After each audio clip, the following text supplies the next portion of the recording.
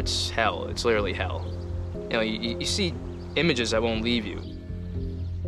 I dealt with soldier suicides, and it was just horrendous. It was absolutely horrendous. Ran into a minefield. I hit the ground, you know, like flat on my back. And then my legs just literally, like my ankles came around in the wrong way. You expect to go from that world to this one. It doesn't end. I came home, and it just wasn't the same. The people around me, when I came back, were telling me, you're not the same person. I just stayed home, didn't go anywhere. I'm always in constant fear, constant worry. I used to be so certain of myself and who I was. Job took me back, but couldn't do it anymore. Lost all hope. What it is you see all around you, every minute of the day, the innocence that you lost, the innocence that you sacrificed. My goal is basically to just be able to enjoy life again.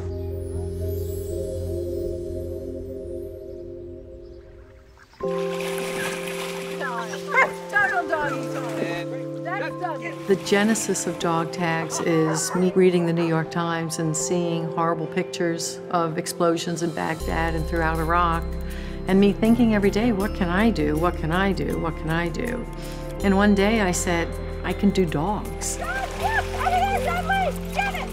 I wanted to let our wounded Iraq and Afghanistan war vets know that America supported them.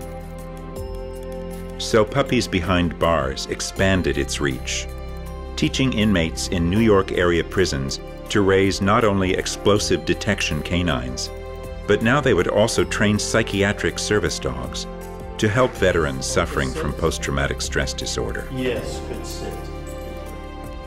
It takes about 1.5 years to really sculpt them into something where, we can give them to a soldier.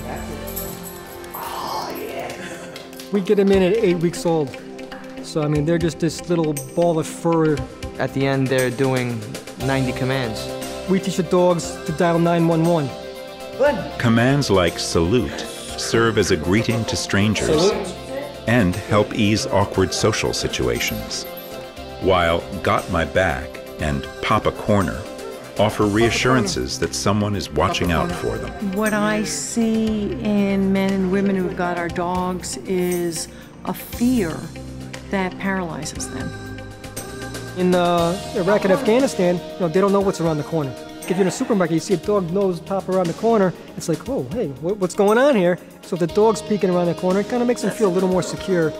The program's most unique aspect is that the inmates receive a rare opportunity to become teachers, training veterans one-on-one in prison. This is a higher pitch. That's why when you whisper, they actually hear you better, because you're using more of the sound. Most people, they generalize, prisoners as, they're no good to society, they can't do anything.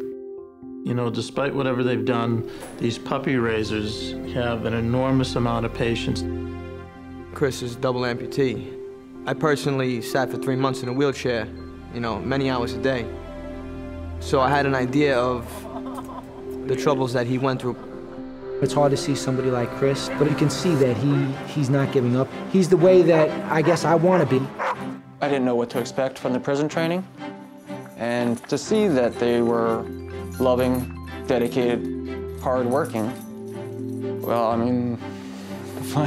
what else do you need in a person? I have never seen the connection that I see between inmates and soldiers. And I think it's because they share a lot of the same issues. They are both in their own prisons.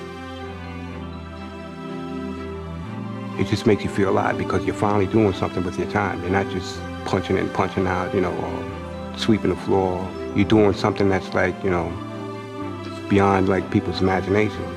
This is something that they can give back to society. Even though some people may still have negative opinions about them, this is their way to redemption. The results of 18 months spent nurturing a puppy are immediate, tangible, and life-changing. It is the most amazing process that goes on.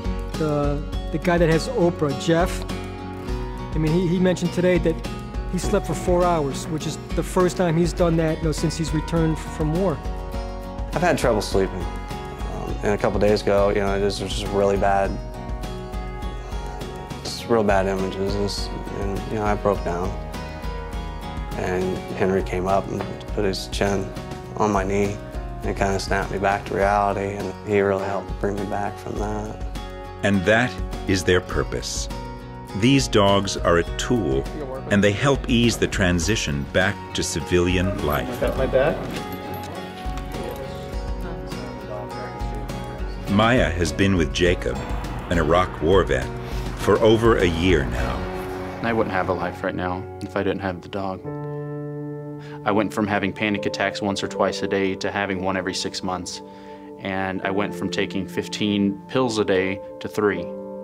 I thought every day about suicide. And I got the dog, and I feel alive, and I feel like I don't want to die. I feel like I have a reason to live now, if not for me, then for her. Transformation. You're gonna make me cry, but you know, just seeing these guys begin to heal, it's really extraordinary. They've sacrificed a lot for our country, and I give them a lot of credit for the courage they've shown since they've come home to say, I am wounded, even if you can't see it. From the unlikeliest of places, a battlefield, a prison, hope and inspiration emerge. I look at her and I say, you know, this is my way back into normalcy. It's just so gratifying that knowing that I did something for somebody while I'm here, something noble. I mean, think of the sacrifice they did for us. You know, so it's my little, you know, gift of being an American, whether I'm in prison or not, you know. I gave back to, you know, my country. And Brian was my gift.